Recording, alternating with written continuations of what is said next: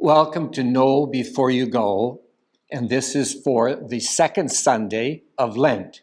So we are moving rapidly along the way, more deeply into this season. And our readings for this Sunday, in some ways, seem strange.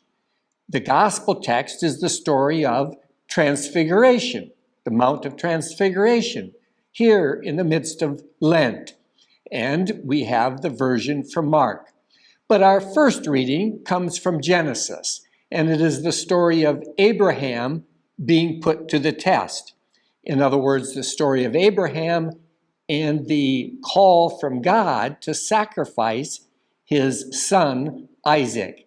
Let me just read a couple verses from that, and the story will come readily back to mind. God put Abraham to the test. He called to him, "Abraham." "Here I am," he replied. God said, "Take your son Isaac, your only one whom you love, and go to the land of Moriah. There you shall offer him up as a holocaust." So much we could say about the text that God would ask this of Abraham. But without trying to probe totally the facets of what's going on here, let's ask some questions. When Abraham heard this from God and decided that he would in obedience follow what God seems to have said to him, do you think he shared that with Sarah? When they left to go to the mount where Isaac would be sacrificed, did Sarah know what was going on? Did she ask, "Where are you going?" Did she have some suspicion of something? It was a couple days' journey. Do you think Abraham and Isaac spoke about it on the way? Or did they not talk? What would have gone through Isaac's mind? "Where are we going, Dad?" Or did he know? Would Abraham have shared something? What was going on inside Abraham? He was being diligent in response to God, but clearly there had to be grief and concern and perplexity inside of him. "My beloved son, Lord, is this what you are really asking of me?" When they arrive, what takes place? What is Isaac thinking when he's laying down there on that altar of sacrifice? Does he now know? When, in fact, Abraham realizes this is not what God is going to ask him to follow through on, is Isaac relieved? Had he yet realized what was about to have happened? Was he disappointed in Abraham, his dad, because as a faithful follower of the Lord, he felt that perhaps his dad wasn't as faithful as he should have been, and that he should have been gone forward with the sacrifice that Isaac was quite willing to be? In other words, obviously, I've asked lots of questions that the text does not answer, and questions you may have that also are unanswered at this point. We now have come through months of a pandemic, not to mention many other things operative in our country, causes of great concern. Many questions have come to us as well, questions we might ask of God. What has gone through your mind?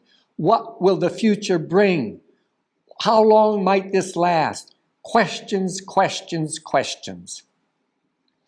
And in some ways, what we learn from thinking about this text from Genesis is that many of our questions go unanswered. Even if we go to the gospel, the story of the Transfiguration, there are many questions.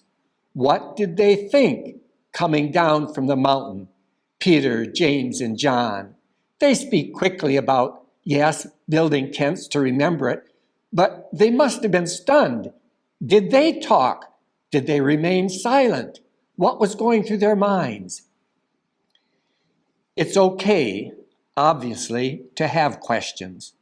We all have them, and we have had them. The important thing is to be aware that many times we are being asked simply to live with the questions, to not always have the answers close at hand. In some ways, this is what is asked of us as we have been put to the test, like Abraham.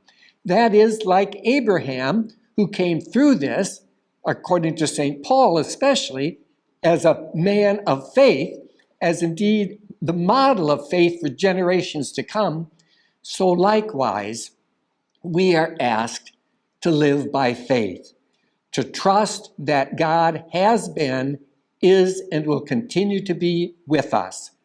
So certainly there are questions. We have questions.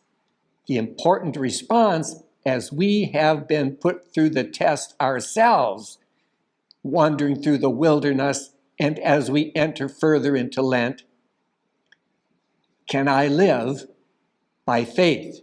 Can I trust in God? Can I trust that God will bring us through whatever crisis we face, and that we will indeed flourish as Abraham did, and how the promise was fulfilled that God had made to him about how he would be the ancestor of many peoples.